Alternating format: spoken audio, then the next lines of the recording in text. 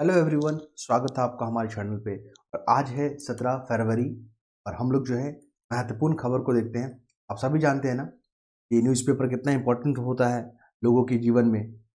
और हम लोग जो है इसकी शुरुआत सुबह सुबह करते हैं। ठीक है, चलिए स्टार्ट करते हैं। सबसे पहला मुद्दा है यहाँ पे, देखिए अभी बस जानकारी के लिए इस यहाँ से प्रश्न नहीं आएंगे। ये जो कांग्रेस है ना, कांग्रेस के जो अकाउंट होते हैं, जो जहाँ से पार्टी अपने जो है वित्तीय जो है कार्यों को संपादित करते हैं, उसको जो है आयकर ने बंद कर दिया था, सीज कर दिया था, फ्रीज कर दिया था। ठीक है, और फिर कांग्रेस के जो वित्तीय जो मामले जो के अधिकारी हैं, उन्होंने कहा कि ये सब जो है बीजेपी का कारनामा है। बीजेपी जो है हम लोग के कार्यों पे जो है बाधा डाल रही है। ठीक है, पूरे लोकतंत्र को ख़त्म करना चाह रही है ये। और फिर इन्होंने कहा, बीजेपी की तरफ से जो प्रवक्ता हैं, उन्होंने कहा कि देखिए वो जो है बैंक का जो आईटी अधिनियम है, उनका जो नियमित कार्य है, उनका रूटीन कार्य है। ठीक है, और उनका अपना प्रोटोकॉल होता है। इसमें भाजपा और अन्य पार्टियां का कोई इसमें योगदान नहीं होता है। तो आप समझ रहे हैं, बस यहाँ पे आप पढ़ने के लिए देख सकते हैं। क्वेश्चन आएगा आर्टिकल 370, यहाँ से आर्टिकल 370 आप याद रखिएगा। आर्टिकल 370 को जो है रद्द कर दिया गया है। इस प्रावधान को ही रद्द कर दिया गया। बस आपको इतना ध्यान रखना है कि आर्टिकल 370 कभी ना कभी जो है जम्मू कश्मीर से संबंध में रहता था। क्लियर है, जम्मू कश्मीर को इतना जो है पावर दे दिया था कि वो अलग राज्य बनाने की कोशिश में था। ठीक है, फिर वन रैंक वन पेंशन को भी आप जान सकते हैं। साथ में आपका एक और है महत्वपूर्ण। ठीक है, वन रैंक वन पेंशन और राम मंदिर, आप ये तीनों मुद्दों को जानते ही हैं। क्वेश्चन यहाँ से पूछने की संभावना है मणिपुर। मणिपुर में जो अभी भी जो आप देख रहे हो ना, हिंसा, जो जातीय हिंसा होता है, वो क्या होता है, वो मणिपुर से हम लोग जान जाएंगे। यहाँ पे कुकीज और जो मताई जो ट्राइब हैं, कुकी और कौन, याद रखिएगा, मताई जो ट्राइब हैं, उनके बीच जो संघर्ष जो है काफ़ी दिनों से चल रहा है। बस एक गलत फहमी हो गया था कि कुकी लोग को ये लगा कि मताई को जो है ना एसटी का दर्जा मिल जाएगा। अब एसटी का दर्जा उनको मिल जाएगा तो फिर उनके जो अधिकारों को फिर यहाँ पे क्या करेंगे, अधिकारों पे अपने अधिकार बनाने लगेंगे। इसी को लेकर जो यहाँ पे ये पूरा हिंसा हुआ है और आज भी चल ही रहा है। ठीक है, तो मणिपुर क्राइसिस जो काफ़ी इंपॉर्टेंट रोल इंपॉर्टेंट करेगा, यहाँ से क्वेश्चन पूछने की संभावना है। तो मणिपुर का लोकेशन आप लोग देख लीजिएगा। एक लोकटक जो झील होता है काफ़ी फेमस वहाँ पे, वो देख लीजिएगा। मणिपुर में कौन कौन से डांस होते हैं वो देख लीजिएगा। मणिपुर में कोई महत्वपूर्ण रिवर है वो भी देख लीजिएगा। ठीक है, प्रश्न वहाँ से पूछने की संभावना है। चलिए उसके बाद बात करेंगे, ये तो और इम्पोर्टेंट हो गया क्योंकि बीपीएससी जो स्टेट पीसीएस वगैरह एग्जाम होता है ना, वहाँ पे अगर विदेशों से खबर पूछना होता है, ठीक है, देश दुनिया के बारे में खबर पूछना होता है, तो ऐसा कुछ खबर को लोग जो है हाईलाइट करते हैं जो कि कभी कभी न्यूज़ में आता है। जैसे रूस के जो विपक्ष के नेता थे ना, नवलिन, उनको जो अरेस्ट किया गया था और उनको जो है जेल में ही इनका मृत्यु हो गया। क्लियर है, इनका नाम याद रखिएगा, एलेक्सी नवलिन, इंपॉर्टेंट है।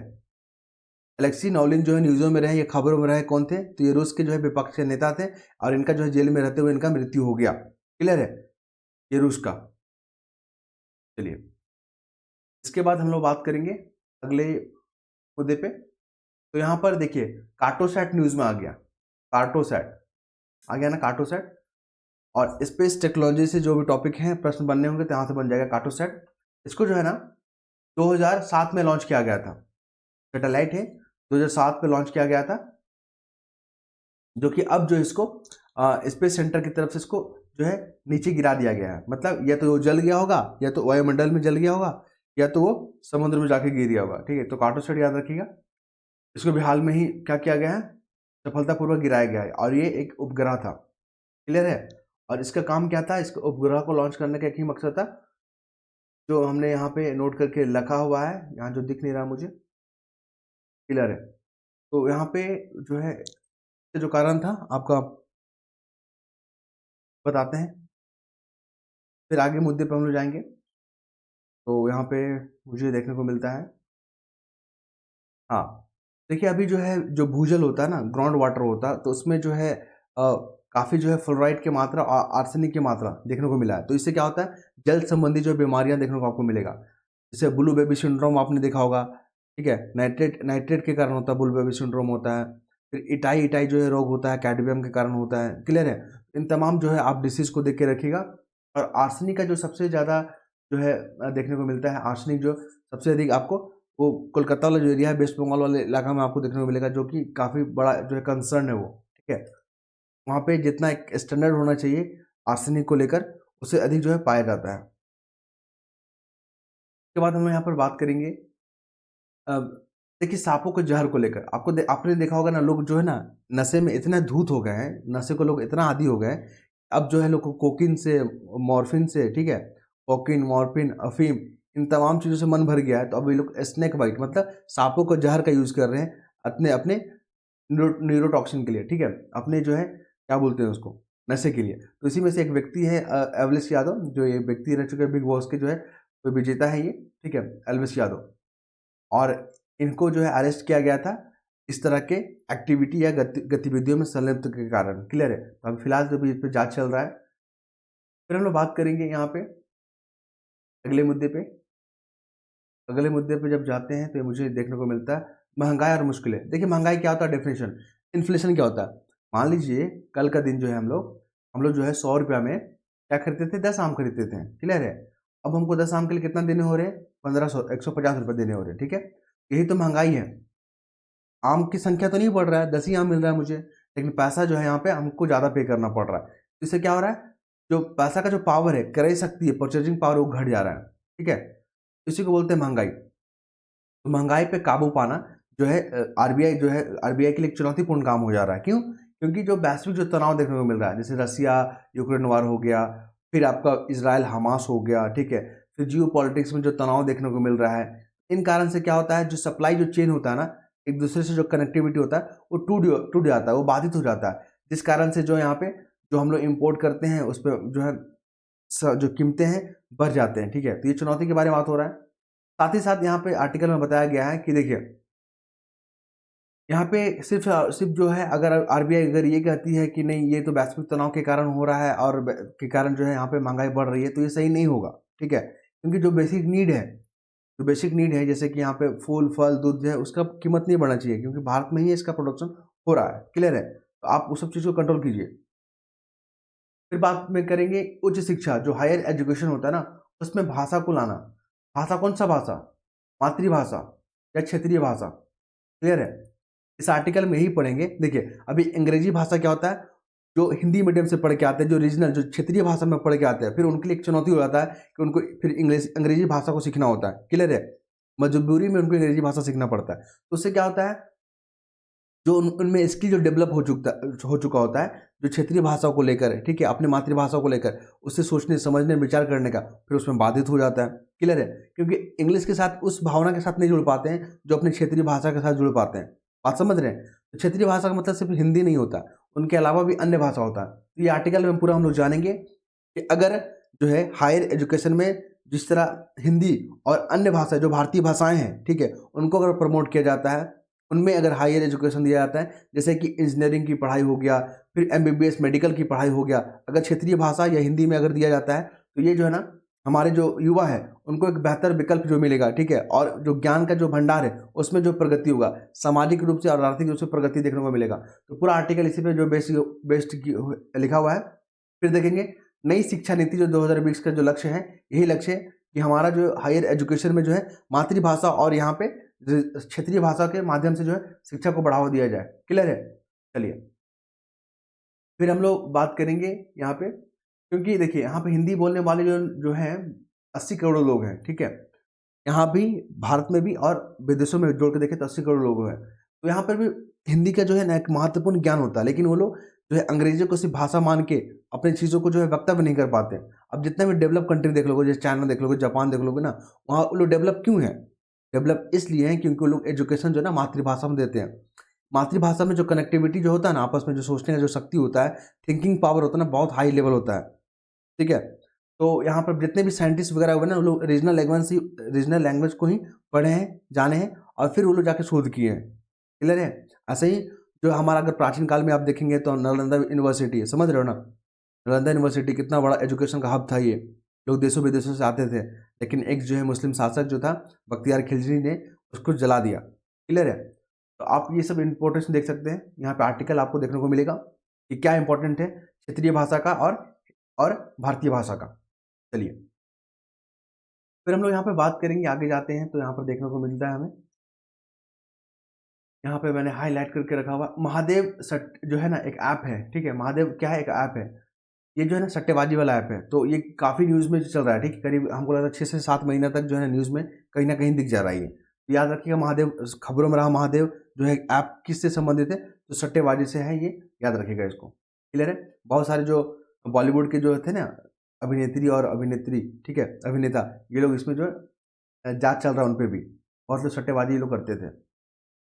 फिर यहाँ पे हम लोग देखेंगे अगले मुद्दे पे, मैंने यहाँ पे हाईलाइट कर दिया है। देखिए यहाँ पे मेवा इंडिया 2024 का जो उद्घाटन है ना, वो दिल्ली में हुआ है। मतलब एक जो प्रोग्राम है मेवा इंडिया, जहाँ पे ड्राई फ्रूट्स हो गया और मेवा हो गया ना, उसको कैसे डेवलप करें, वहाँ पर उस माध्यम से कैसे उद्योग को बढ़ावा दें ताकि रोजगार जनरेट हो, इस तरह की बातें यहाँ पर की गई है, ठीक है। मेवा इंडिया 2024 जो फेयर है, ये आपका जो है दिल्ली में हुआ है, याद रखिएगा इसको। कभी कभी एग्जाम में पूछ लेता है इस तरह के प्रश्न को। फिर देखिए यहाँ पे इंपॉर्टेंट ये है, कई बार एग्जाम में पूछता है अनुसूचित जाति आयोग। आपको एग्जाम में क्वेश्चन ऐसे पूछेगा, 4 ऑप्शन दे देंगे और बताइए इसमें से कौन सा कॉन्स्टिट्यूशनल जो है संस्था है और कौन सा नहीं है। तो याद रखिएगा अनुसूचित जाति आयोग जो है ना, आर्टिकल 338 में इसका वर्णन है। और होता है एक होता है अनुसूचित जनजाति आयोग, वो आर्टिकल 338A में उसका मेंशन है। क्लियर है? और दोनों जो है कॉन्स्टिट्यूशनल बॉडी है, मतलब संविधान में इसके लिए प्रावधान है, संविधान इसको पावर दिया है। क्लियर है? आप इसको ध्यान में रखिएगा। साथ ही यहाँ पे जो है एक और है, ये अपना रिपोर्ट जो है ना हर एक साल में जो है राष्ट्रपति को देता है, और ये आयोग जो है ना जब इसको उचित लगता है तभी जो है राष्ट्रपति को सौंप देता है। इन्होंने बोला है कि बंगाल में जो है जिस तरह से जो अनुसूचित जाति लोग हैं वहाँ पे उनके साथ जो हिंसा हो रहा है, शोषण हो रहा है, उसको लेकर वहाँ पे बंगाल में जो है वेस्ट बंगाल में क्या किया जाए, राष्ट्रपति शासन लगा दिया जाए। तो इम्पोर्टेंट यही है अनुसूचित जाति आयोग को लेकर। क्लियर है? चलिए इसके बाद हम लोग अगले मुद्दे पे अपने आते हैं। अगले मुद्दे को यहाँ पे रुक करेंगे तो हमें क्या देखने को मिलेगा, क्या सीखने को मिलेगा हमें, ये देख लेते हैं अभी हम लोग। देखिए यहाँ पे हम लोग देख पाएंगे सुप्रीम कोर्ट, नहीं मैंने यहाँ पे नहीं दिया है। इसके बाद देखेंगे जयशंकर। देखिए अभी क्या हुआ, जर्मनी में जो है म्यूनिक सुरक्षा सम्मेलन हुआ है, इंपॉर्टेंट है। वनडे एग्जाम के लिए तो इंपॉर्टेंट हो गया कि बोलेगा कि म्यूनिक जो सुरक्षा सम्मेलन कौन सा कंट्री होस्ट किया, तो जर्मनी में हुआ है। वहाँ पे हमारे जो है भारत की तरफ से जो फॉरेन जो एक्सटर्नल मिनिस्टर है ये जयशंकर, उन्होंने शिरकत किया है। ठीक है, तो ये इंपॉर्टेंट है, आप याद रखिएगा। यहाँ पे द्विपक्षीय बहुपक्षीय क्षेत्रीय मुद्दे पे यहाँ पे जो है बातचीत हुआ है। इनके जो समकक्ष है ब्रिटेन के, ये क्या नाम है इनका, डेविड कैमरन। ठीक है, याद रखिए डेविड कैमरन के समकक्ष, तो इन्होंने अपने बातचीत किया है कि किस तरह जो हमारे जो द्विपक्षीय संबंध है उसको और बेहतरीन करें, किस तरह जो है ग्लोबल इशूज़ पे हम लोग बातचीत किए हैं, कैसे इसको इसमें हल ढूंढें। क्लियर है? और इस तरह की बातें यहाँ पे की गई है। तो आपको बस याद ये रखना है कि जो म्यूनिक जो सुरक्षा सम्मेलन है वो जर्मनी में आपका हुआ है। इसके बाद हम लोग बात करेंगे क्वाड को लेकर, इंपॉर्टेंट है। क्वाड को लेकर प्रश्न पूछे गए हैं कि क्वाड जो है ना इसका उद्देश्य क्या है। तो ये जो हिंद प्रशांत जो क्षेत्र है ना, वहाँ पे सुरक्षा को, वहाँ पे शांति माहौल बनाने को लेकर जो यहाँ पे बनाया गया है। इसमें 4 कंट्री याद रखिएगा, अमेरिका, ठीक है, क्वाड में 4 कंट्री हैं, कौन कौन, अमेरिका, ठीक है, जापान और इंडिया और ऑस्ट्रेलिया, ये 4 कंट्री आप याद रखेंगे इन्हें। और ये हिंद प्रशांत क्षेत्र में जो है ना, क्षेत्र में क्या करना है, एक स्वतंत्र और खुले जो क्षेत्र को बढ़ावा देना है ताकि वहाँ पे लोग आसानी से आ जा सके, शांति मेंटेन हो सके वहाँ पे। क्लियर है? चलिए तो इसके बाद हम लोग आगे देखेंगे। तो हमें देखने को मिल रहा है यहाँ पे, मैंने यहाँ पे हाईलाइट करके रखा हुआ है। आज ज़्यादा न्यूज़ नहीं है, लेकिन जो भी इंपॉर्टेंट आपको वहाँ पे हाईलाइट करते रहे, क्योंकि एग्जाम में वहीं से प्रश्न देखने को मिलेगा। ज़्यादा समय आपको व्यतीत नहीं करना, आपके 15 मिनट जो है ना, आपको पूरा डेली का न्यूज़पेपर जो है आपका एनालिसिस हो जाता है यहाँ पे।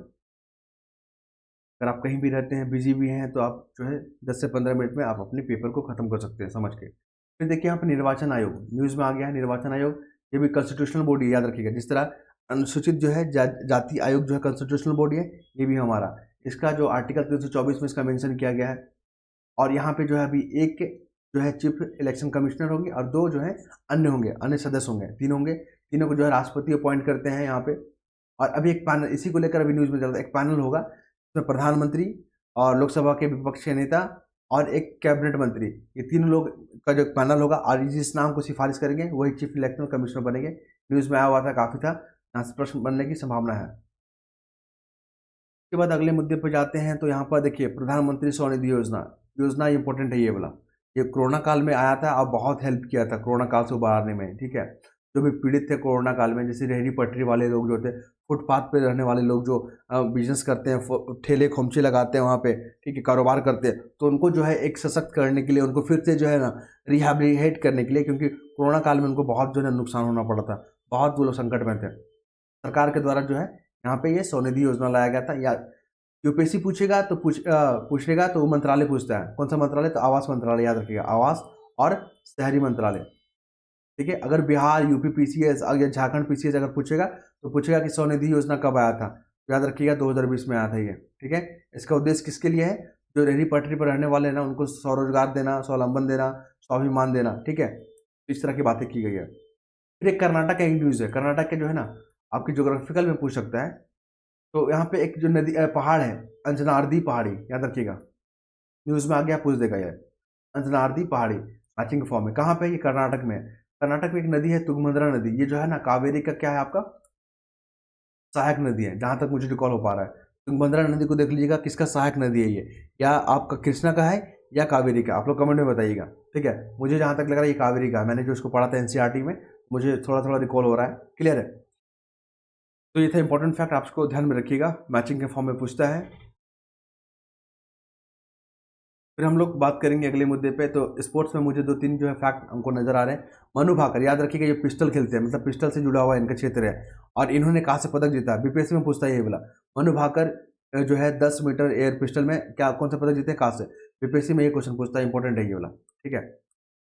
और एक और है फैक्ट जो है, रविचंद्र आश्विन जो है ना 500 टेस्ट विकेट जो है ना लेने वाले दूसरे भारतीय बन गए हैं। इनका चेहरा आप देख लीजिए, याद रखिएगा यहाँ पे, ठीक है।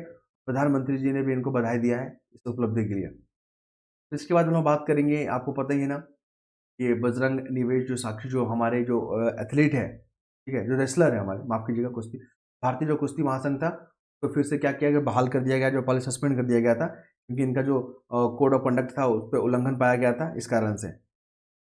तो ये था महत्वपूर्ण फैक्ट जो मैंने आपके साथ डिस्कस किया। आई होप आप लोग समझ पा रहे होंगे। कुछ भी अगर इंक्वायरी होगा, डाउट होगा, तो आप लोग कमेंट बॉक्स में बेहिचक जो है कमेंट कर सकते हैं, वो बॉक्स पूरी तरह से खाली रहता है। धन्यवाद।